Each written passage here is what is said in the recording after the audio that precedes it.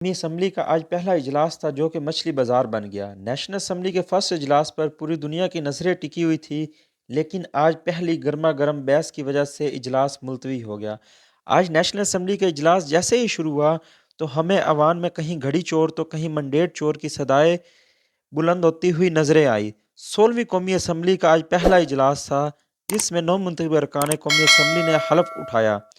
تمام members of national assembly سے حلف اسپیکر قومی اسمبلی راجہ پرویز اشرف نے لیا۔ قومی اسمبلی کے 16ویں اجلاس میں شرکت کے لیے میاں محمد نواز شریف جیسے ہی نیشنل اسمبلی پہنچے تو انہوں نے عمران خان کو آڑے ہاتھوں لیا اور کہا کہ ایسے خط صرف وہی لکھ سکتے ہیں اور انہی کا وتیرہ ہے،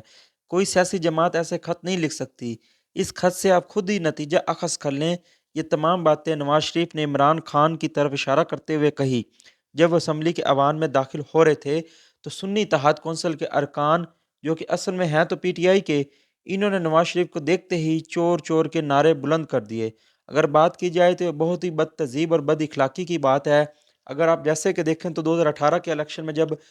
عمران خان منتخب ہو کر قومی اسمبلی پہنچے تھے تو تبھی بھی ہمیں ایسے ہی ہنگامہ آگائی اسمبلی کے اندر نظر آئی، ایسی بحثیں نظر آئی، عمران خان کو انہوں نے سپیچ تک نہیں کرنے دی پی ایم ایل این والوں نے۔ لیکن آج پی ایم ایل این والوں کی طرف سے شکایات کی جا رہی تھی کہ ہمیں پی ٹی آئی والوں نے تقریر نہیں کرنے دی کیونکہ ایک اسٹرانگ اپوزیشن ہے اور اسٹرانگ اپوزیشن کبھی بھی حکومت کو ٹف ٹائم دے سکتی ہے۔ بہرحال جو بھی اسمبلی کے اندر یہ ہوا تھا،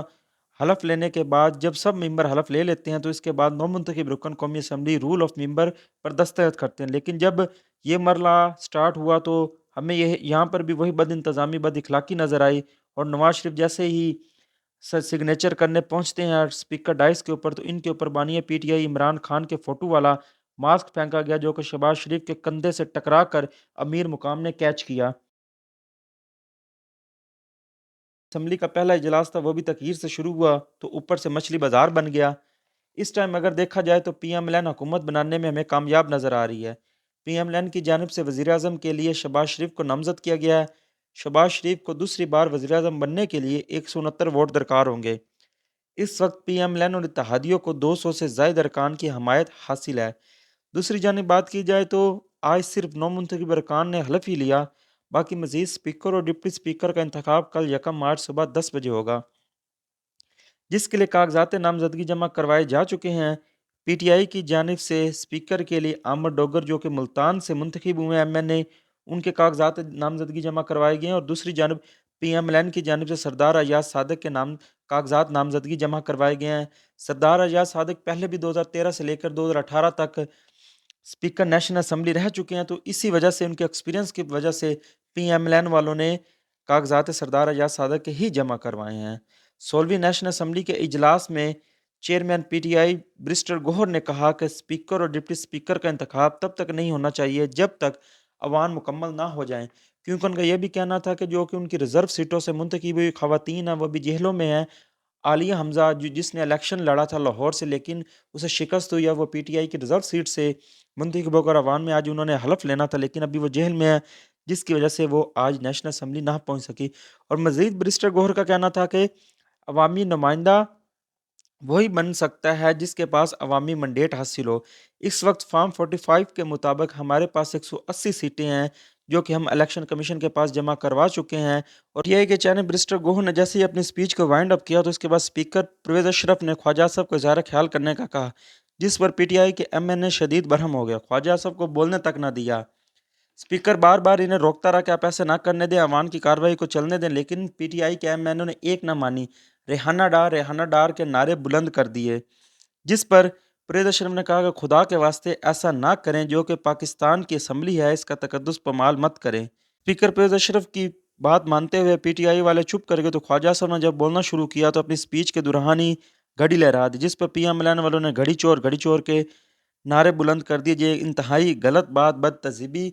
اور بد اخلاقی کی بات تھی کہ ایک اسمبلی کے اندر اپنا ایک نیریٹو دیا جاتا ہے، ایک بات کی جاتی ہے، لیکن یہاں پہ پاکستان کے اسمبلیوں کے اندر عوام کی بات کم کی جاتی ہے، لیکن زیادہ تر یہ سیاسی انتقام کی کارروائیاں دکھائی جاتی ہیں۔ حالانکہ پاکستانی عوام نے انہیں منڈیٹ دیا ہوتا ہے کہ آپ عواموں تک جائیں، ہماری آواز بنے کہ یہ جتنے بھی منتخب ایم این اے ہوتے ہیں یہ کم از کم 1 لاکھ سے زائد ووٹ لے کر اس کے راؤنڈ اباؤٹ ووٹ لے کے منتخب ہوئے ہوتے ہیں اور 5 سے 6 لاکھ ووٹرز کی یہ نمائندگی کر رہے ہوتے ہیں، لیکن یہاں پر ان میں ذرا سینس نہیں ہوتی، ذرا تہذیب نہیں ہوتی اور بد اخلاقی کا مظاہرہ کرتے ہیں اور صرف سیاسی انتقامی کارروائیاں ہی کرتے ہیں۔ خواجہ اعظم نے انتہائی گھٹیا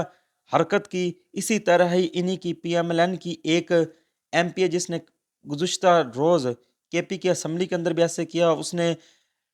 ایک تو وہ عورت ذات، اوپر سے اس نے گھڑی اٹھا کر اسمبلی کے اندر 7 سے 8 منٹ کے پی کے اسمبلی کے اندر لہراتی رہی۔ انتہائی گھٹیا اس کی یہ حرکت تھی،